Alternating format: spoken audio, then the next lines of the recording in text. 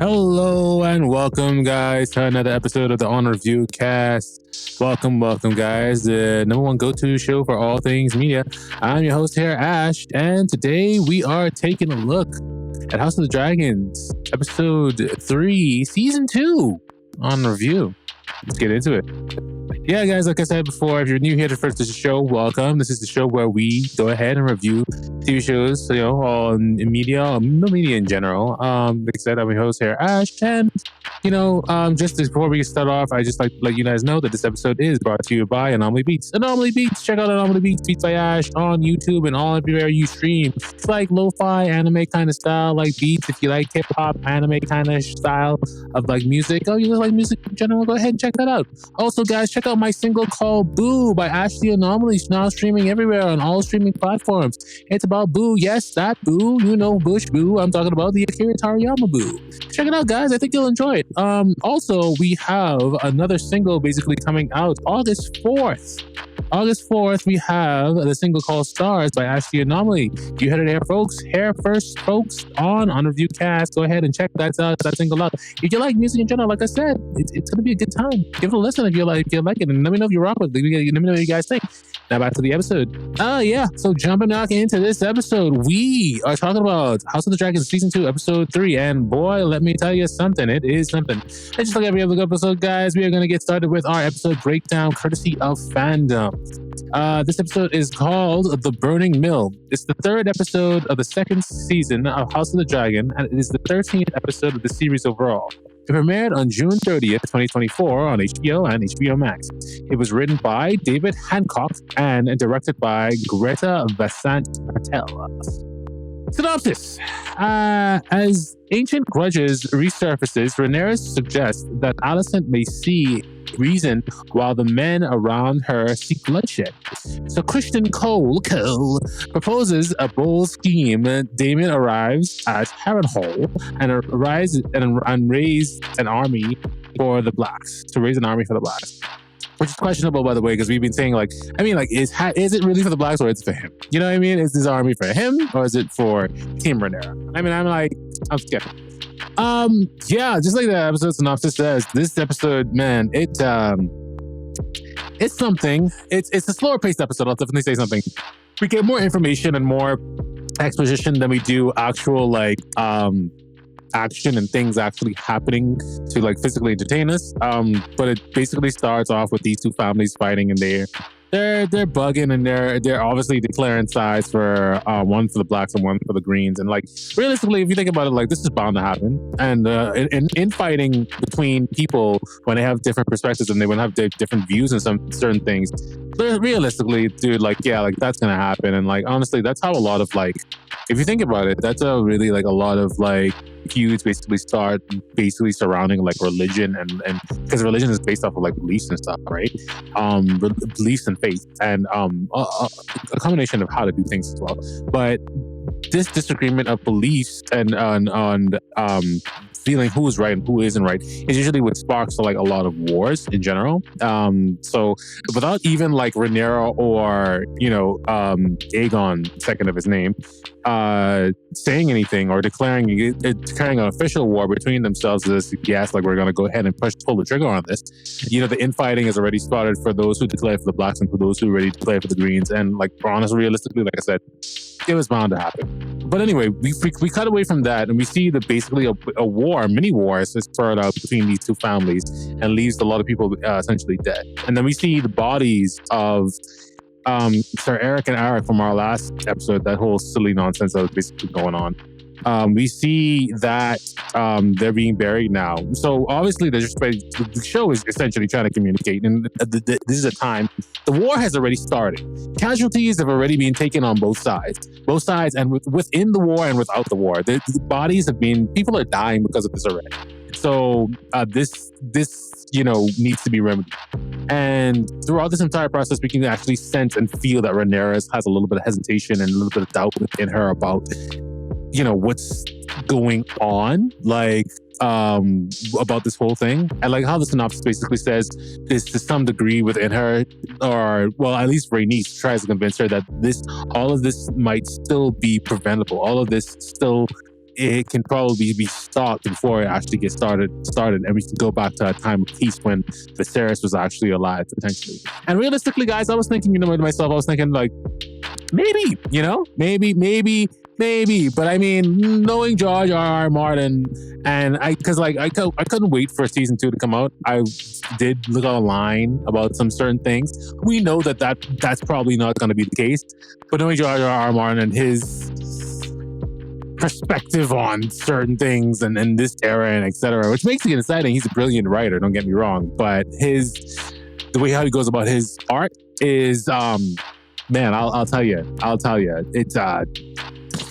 it's less likely to happen for them to just go all on their merry way, shake hands, and be like, okay, no war. If that happened, some more crazy shit probably would happen. But anyway, we cut back from them being buried, for Eric and Arik being buried, to now we're in the main kingdom of Westeros once again. We're in King's Landing, and the banners are being put up for the Greens. If you guys noticed, a little bit of tidbits from On Review, actually, if you notice in the background, everything and within these scenes, everything is a little bit more green.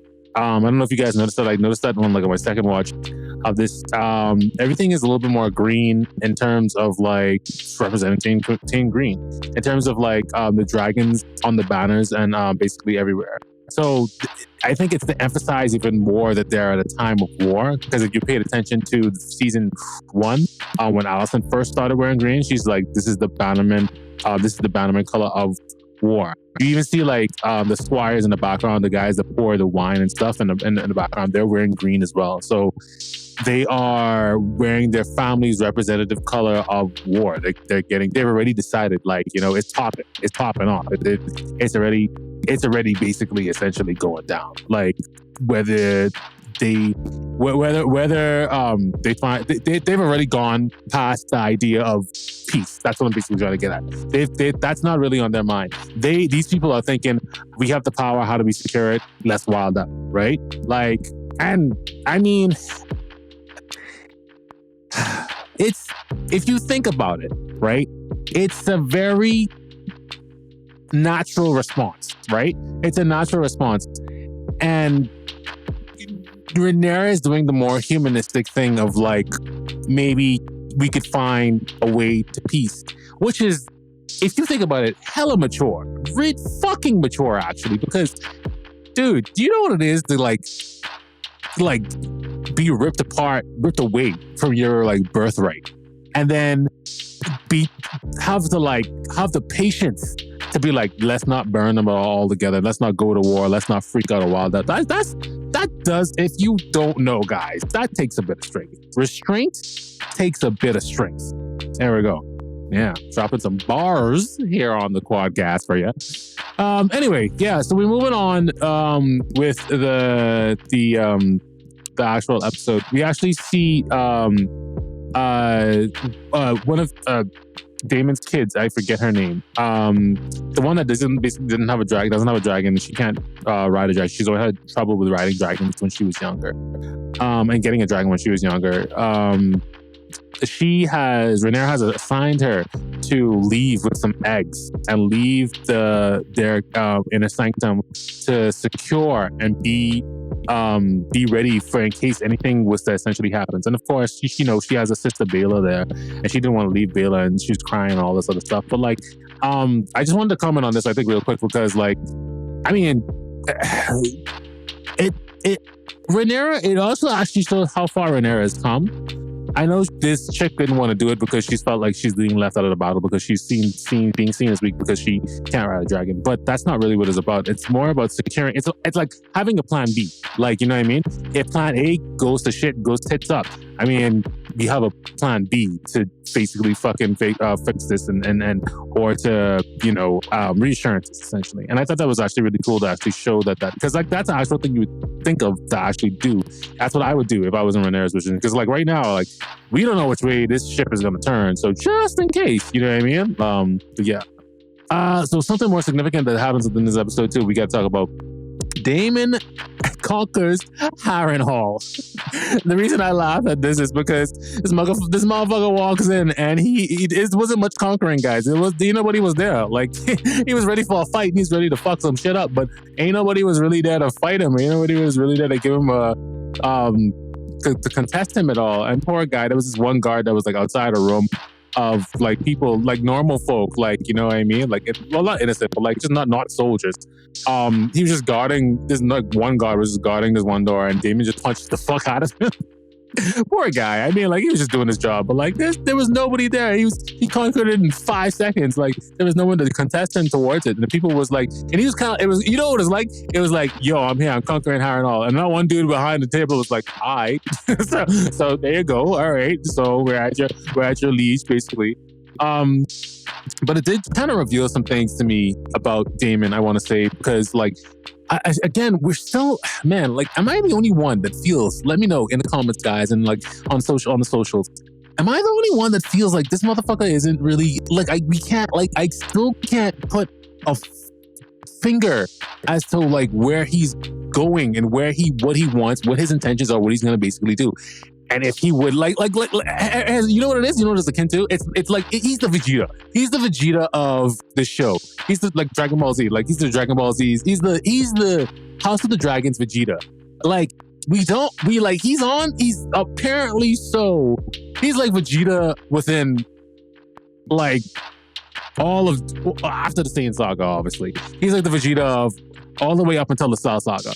And Cell Saga is like, well, just up until the Cell Saga, where we don't know, like, what side is this motherfucker on? Like, what is he really doing?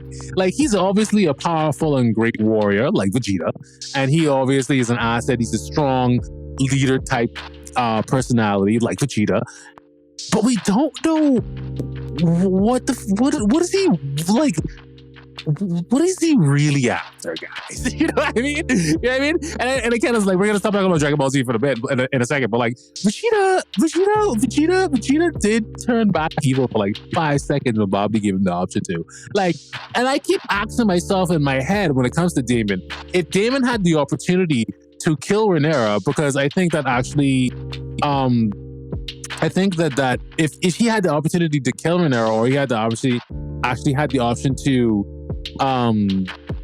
slay her, or I don't know, push her off a cliff while she wasn't looking or something like that, or like slit her throat while she wasn't looking, and no, nobody else is looking, and claim the throne for himself, would he? And we can't say without a shadow of a doubt that he wouldn't do it. That's my concern with it comes to him. So like 70% of me is like, well, okay, hold on. 60% of me is like, maybe he would. Maybe he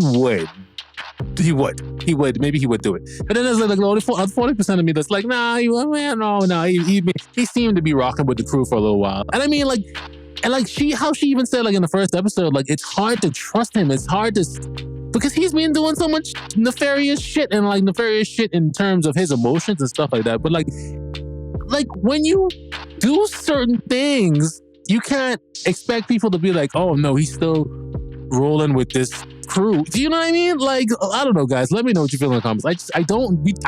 He's always been an enigma character. Towards the end of season 1 of House of the Dragon, he's been like okay-ish to a degree. He's been like, we kind of like, everything was calming down a little bit for him. I feel like he'd settled down. I think once he was happy with his wife, the black chick who he had some babies with, he was happy with her and everything was cool. He didn't look like he wanted to conquest. He was reading books. He just wanted to hang out and chill and like protect his little village or whatever. He wasn't really like after the throne.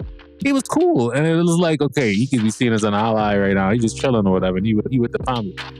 But now his wife is dead. All these other crazy things happen. Like, I don't know what he wants. That's all I'm just trying to say with this. But you know, I mean, like that was just the thing. He conquered Harrenhal in within 5 seconds, and he's trying to raise an army, quote unquote. By the way, also about with him being in there, something I want to really talk about real quick too is. This is I think several scenes later. It's like he starts to have these. Is Harrenhal like haunted now? Also, what the fuck happened to Harrenhal? Isn't this the same place where like Rhaenyra and Alicent had that talk about if she fucked Christian Cole or something like that in the first season, and like that's what it looked like. but it looked like more destroyed. And I can't, I feel like I'm missing something. I can't remember exactly what happened there. But anyway, Damon's now like tripping shit because weird stuff's like happening around Harrenhal. And like the weird stuff that starts happening around Harrenhal is like he is seeing younger Rhaenyra, like the actual actress Rhaenyra, younger Rhaenyra. It was good to see her. I actually didn't think that we were going to see her again. She's a brilliant actress, by the way. The younger Rhaenyra sewing up the dead baby that he had murdered by mistake, essentially. And it's yo,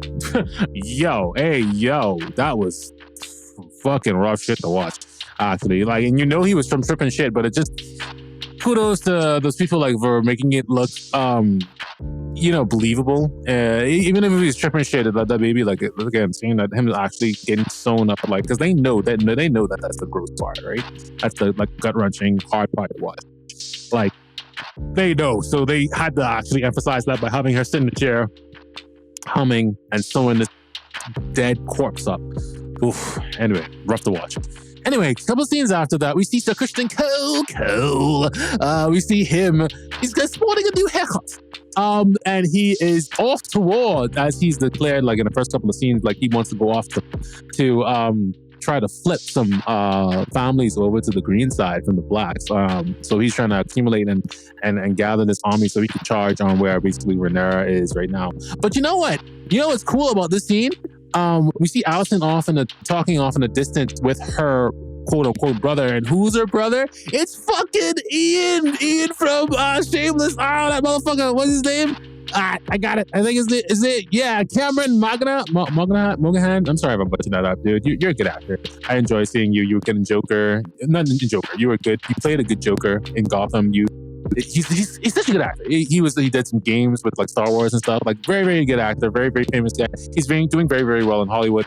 Way to go for getting Lorelai on a role within this universe. I mean, like, way to go, man. It was good to see him. So we got to see Ian from fucking Shameless, and that was dope to see him. But and he's joining in the fray, even though he seems like more of a, when I first saw him, I didn't even really recognize. I was like, who the fuck is that Ian? Because let me know, guys, be straight up. Like, did you know it was Ian when you first looked at him? It is Ian, by the way. I was like, is that Ian? And I had to look it up on the internet, and I was like, oh, it's fucking Ian. Oh, but like when I first saw him, he reminded me of the Lord of Flowers. And one of those other pretty boy looking motherfuckers,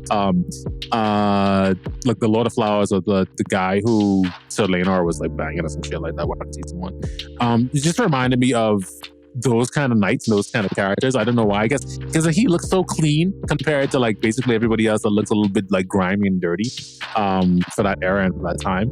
I guess that's what it was. But we get to see his character and see how he's gonna fare leading on this charge, even though Sir Christian Cole feels a bit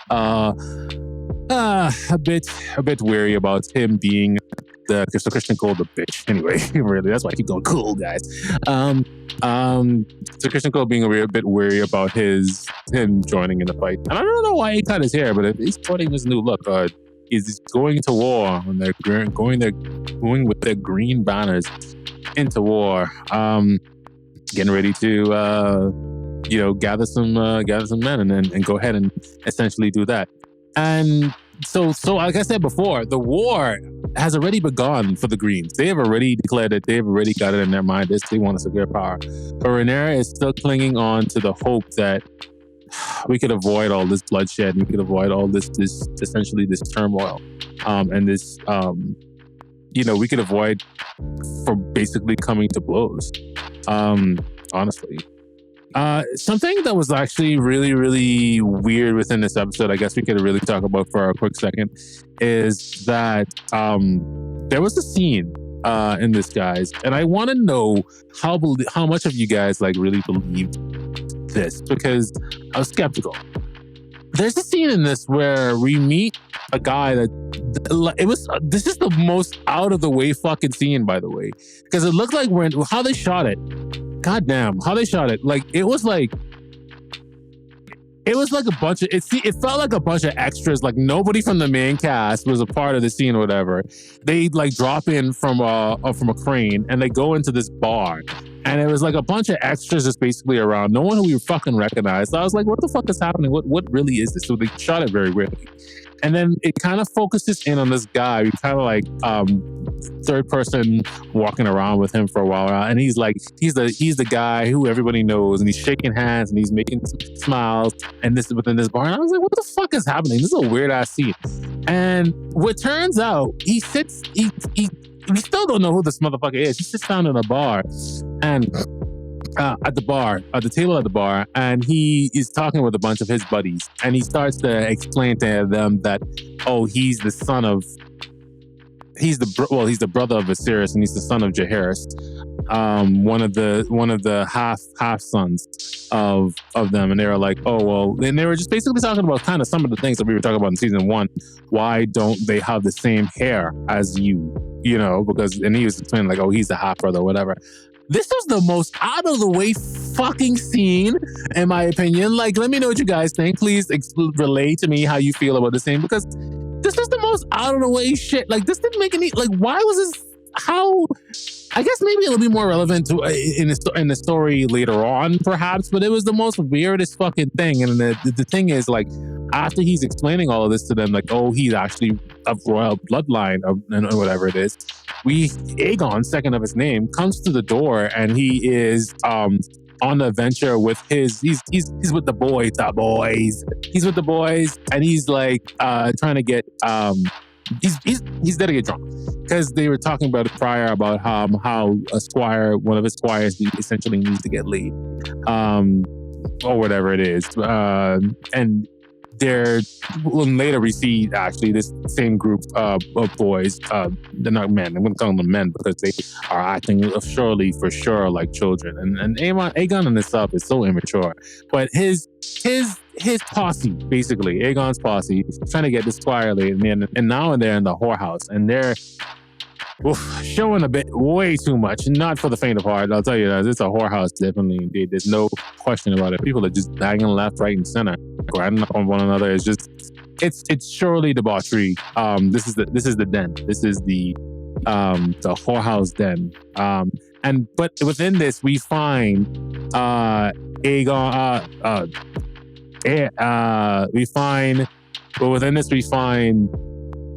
Aemon, sorry. All the stars, I didn't start with A, that's why. We find Aemon. We find Aemon. We find Aemon with his first-time whore, first-time lover, first-time Jezebel, in the cradling in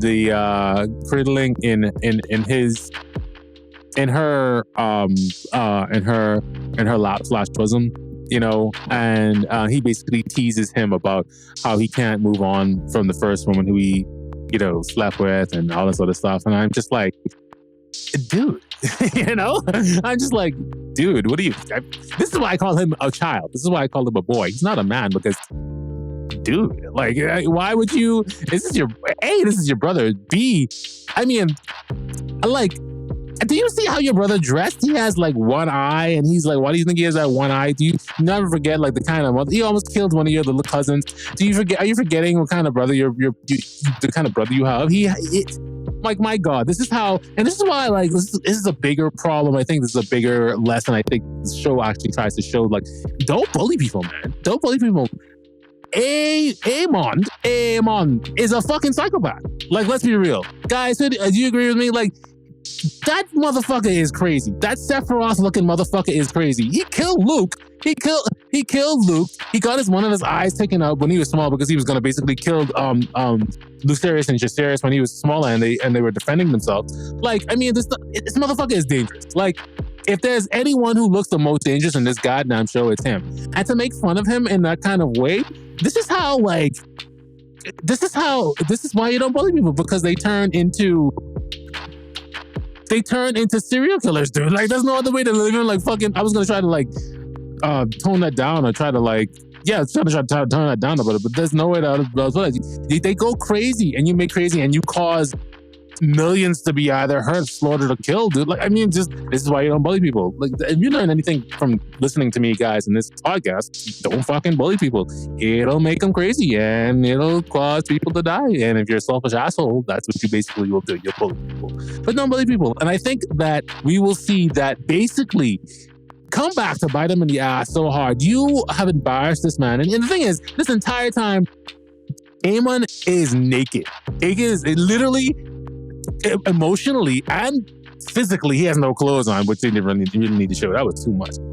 He is like full on bearing his soul naked. And I think that was supposed to be communicative of like, he's got nothing left to lose, really, realistically too. And like I said, I feel like 110% that's gonna come out to bite him in the ass. And it's going to probably be cathartic when we actually see it.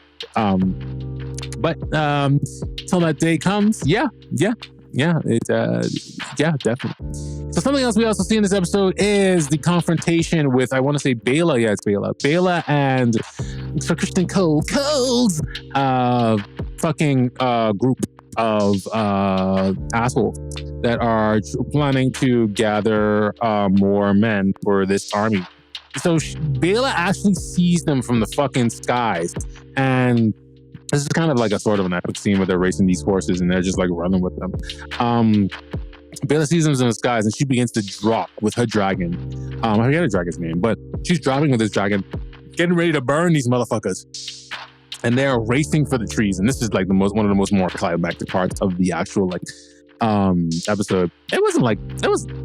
They're more climactic parts of we've seen in within House of the Dragon, but this is pretty good. That's pretty climactic. This is the most thing. And just before Bela gets to make contact with them and to fucking singe their ass, which we learned that before Rhaenyra had told her not to engage. But I don't know. This is questionable. They run into the woods and where the dragon basically can't follow because it's essentially too big. It can't fly around that place. But I maintain, so they wait. Okay, so hold on. Let me just tell you guys what happened. So they wait inside of the woods and they hide under the cover of the woods while Bela is basically just circling the woods in general to see basically where they'd either come out or where they would essentially be. But this wood's dense as fuck. You can't see shit. So it looks like she basically fucks off and she gives up because like she can't necessarily find them. And this woods was pretty fucking big, honestly. But here's the thing. I will maintain the fact that she could have tried. Why didn't she? I guess the only reason not to have really engaged is because I guess Rhaenyra said not to. But at the same time, when I really think about it, she was so close. Like, you know what I mean? Like, she was so close. I don't know. It would have probably been better for Rhaenyra for them to just have for her to just have been like Dracarys and burn that entire fucking forest. I mean, or burn half the forest, or burn a circle around where they entered, because realistically, they would have been trapped, or she would have been able to gauge exactly to see like where they were. But I guess because Rhaenyra had said, they said it after the fact, we didn't see. Maybe I can't remember exactly if she said it at the beginning of the episode. She's like not to engage, but like. Either way, she says it again. She says, "I told you not to engage," and Bela was like, "I didn't, not really, anyway."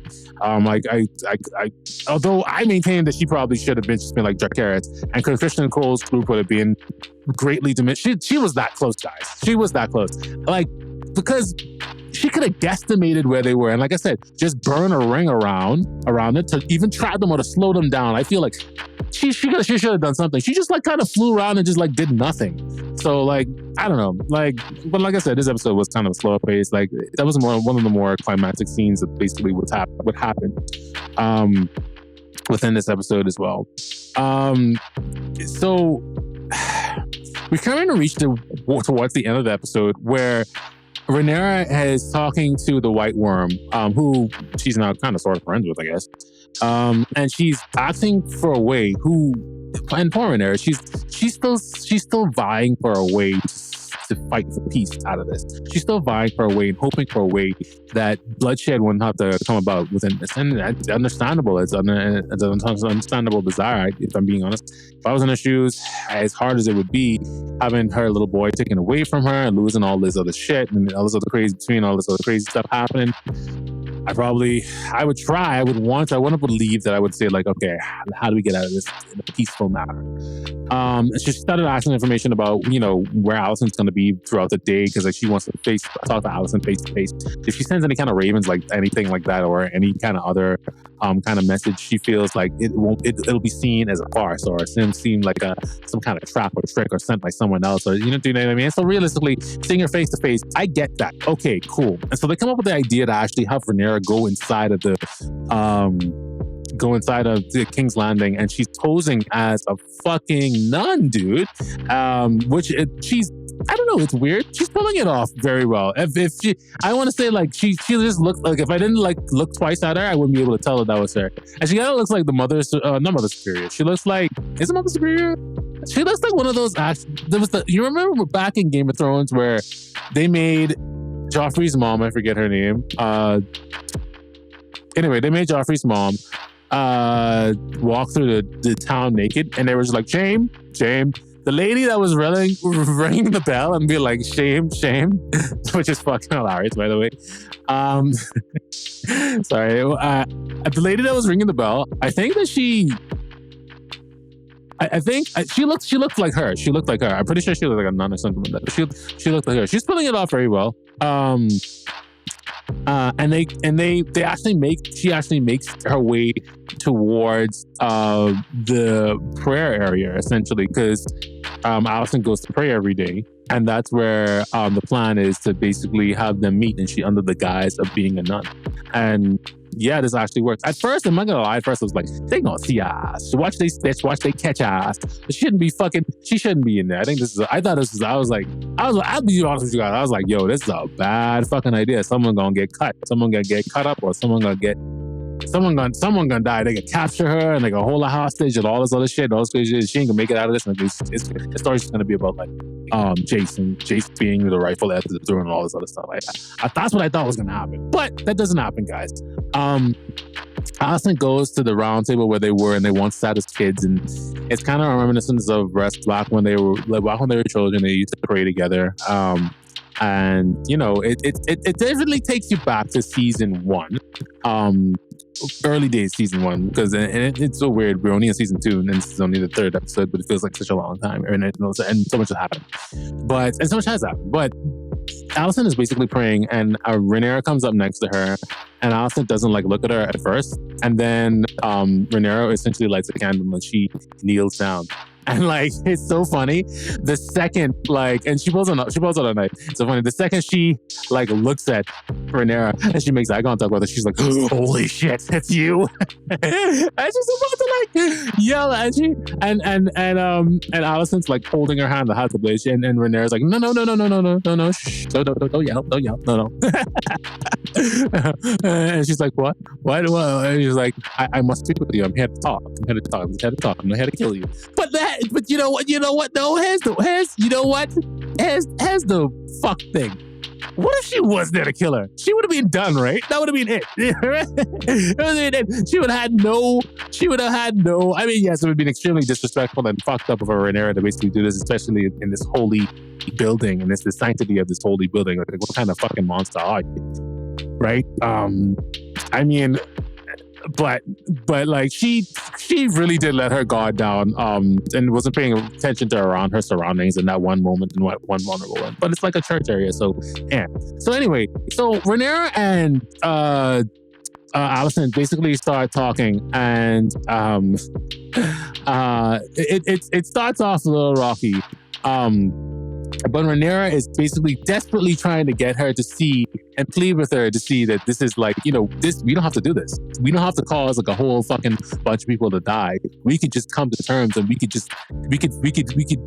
find a way out of this. We could find a way to peace. She's still trying to reason with Allison to see that bloodshed is not the way. But Allison is holding steadfast to this idea of, no, King Viserys changed his mind. This is what he said, and X, Y, and Z. And this entire time, while they're fighting and they're having this argument of back and forth, I'm thinking, this could be just solved by asking one simple fucking question. What did the motherfucker say when he was dying? What did he say to convince you? What exactly did he say to convince you? And that he wanted Aegon to be king and not her. That one fucking question could have solved basically everything. And I was just screaming at myself, saying that entire thing. It's like, okay, just ask this bitch, what did he say? Well, what did he say? Like, you know, that's it. What did he say? What did that motherfucker say when he was on his deathbed? That could have been basically solved with all of it. And you know what? It's so funny. Like before that, Rhaenyra was even starting to believe that, well, maybe he did change his mind. Maybe her father did not believe that she was supposed to be the ruler that was next in line to precede him after he had stepped down.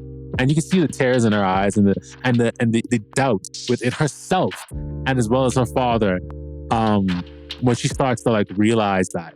And you can see the tears. Beautiful acting by this actress, by the way. You can see the tears basically roll down his face. And then she finally asks the question, right? Because after Alicent is like, I may be cruel. I've done a lot of cruel things, but I've never lied to you. And then she started to realize, like, yeah, maybe he did change his mind. She started to really essentially feel bad. I will say this: Rhaenyra has done some questionable things, some questionable childish things in the past. Present, she probably will in the future, but you know what? She's a realistic character. She's a realistic character. And I think that if her father, you know, hold on, before we get there. So Rhaenyra asked the question, what did this motherfucker say? She actually finally asked the question, what did he say? And then Alicent starts to say Aegon would be the one who will reunite the realm. And it starts to dawn on Alicent and Rhaenyra. Rhaenyra starts to tell Alicent about the Song of Ice and Fire, and it starts to dawn on her that, oh, he was delirious. That's what he was talking about, because she knows that he wasn't in his right mind when he was like, you know, within his last moments of passing on. And Rhaenyra basically tells her about that he meant Aegon the Conqueror, not Aegon II, who would basically reunite the realm. And it's kind of a wash of like, oh, like they both realize it, and they both realize that they fucked up. Now, saying that they both realize that they fucked up, despite this, Alicent is denying that there has been a fuck up, is denying that there has been any kind of mistake. And it's absolutely fucking ridiculous to think that this bitch would be so goddamn stubborn. I said it before, and I said it again. This crazy bitch, Alicent, she's nutso, bro. Just because she, and you know what? And I 110% believe this fucking thing, because just because this woman can't go back and say, I'm sorry, or I made a mistake, hundreds of millions of people now need to die. That is a wild, if that's not poetry in itself, good Lord in heaven. If that ain't the truth in itself, good Lord in heaven. My goodness gracious, God above. Wow. That is very, very on point, very, very on, very, very true. And it's sad just because she believes that, you know, it's too late. She's like, oh, Cole is on the march. We know that Aemon killed your son, and we know that Aemon, and everything is already in motion. It's too late, and they are of the mindset of the war has already begun, and now Rhaenyra just has to catch up. So, and at the end there, and I don't know if you guys caught it, she smiles a little actually, because now she's reassured and affirmed that basically of everything that she's doing is correct, is what her father wants. And we all see it too. It's an uphill battle, but the Blacks are the ones that's supposed to be ruling the throne. Anyway, guys, I know this episode has been going on for kind of longer. Thank you for listening so much. If you made it this far, we're just going to jump into our next segment. It's called Ash's Favorite Scenes. For this favorite scenes for this episode, season 2, episode 3 of House of the Dragon. Favorite scene coming in at number 3, Daemon's Harrenhal adventure. This shit was kind of fucking weird, but also I like these few couple of scenes because it was kind of like there was no army for him to conquer. There was no big fight. There was no tactics that he needed to do. He literally just went inside the hall and he was like, "It's mine now," and the dude was like, "Alright, cool." Like that was just like anticlimactic, but it was also really good. Coming in at number 2. We got Ian from Shameless. is now on House of the Dragons. Yes, that's right. Cameron Monaghan is on this show now. And it's just, like I said, it was just really good to see this motherfucker. Like, he's been doing great things ever since Shameless, and he's been on many, many different things. I think, like, he's the most successful actor out of all of them. They all do a really good job of Shameless, by the way. I'm not that sure whatsoever. It's brilliant piece of work. But we see him, and that was kind of cool. I enjoyed that. I enjoyed seeing him. We enjoyed to see what kind of character essentially he's going to be. He almost got burnt to death, but yeah, it was cool to actually see him and see what kind of character he's going to be. Coming in at number 1, though, for Ash's favorite scenes. Finally, she comes out and she asks Viserys, that whole interaction with Alicent and Rhaenyra. She asks her, what did the motherfucker say? And I was so, like I said, like, it's so actually, how do I put this? It was so, so much anxiety around that scene. I feel, because like the entire time I was just like, ask her before you go, before you get caught, before you get seen, before some shit happens. Ask her, what did this motherfucker say? That solves everything. And I thought it was gonna fix everything, guys, but I was naive, and I should have known better, knowing the works of George R.R. Martin, and that he would not make it that easy for these motherfuckers. But anyway, looking forward to reviewing the next episode, because we're gonna see the fallout of what basically happens of, like, they're declaring war. Let's go to war. Let's go to war. Let's do it. But yeah. So just gonna jump into the on review score here. The on review score for House of Dragons season 2, episode 3. We're gonna give this episode a solid 2 out of 5. And this episode was good, but nothing really kind of happened. Like I said, like, it was a lot of exposition. The more climactic thing that actually really happened within this was, like, Bela was like chasing these dudes down and almost could have flayed them, and she didn't flay them. And then with the fire of the dragon, and then like Rhaenyra and Alicent actually got to speak, and the way how they did that was actually brilliant. But it wasn't nothing really too like crazy. It was like a lot of exposition. Like I said, like nothing moving parts, but nothing major really happened. Anyway, guys, thank you so much for listening. I really do appreciate it. You are a champion. If you made it this far, listen to the podcast. You are great. Thank you guys so much for listening. Like I said, don't forget to check out our Patreon, guys. We do have a Patreon page. Let's check it out in the description. You should be able to hit us up there. All the donations help us to essentially keep this show running. If you do love the On Review Cast and you do love listening to me week to week, breaking down these episodes and breaking out these different shows for you, go ahead and support us over there. Also, don't forget to hit us up on all of our socials, the Facebook, the Instagram, the Twitter.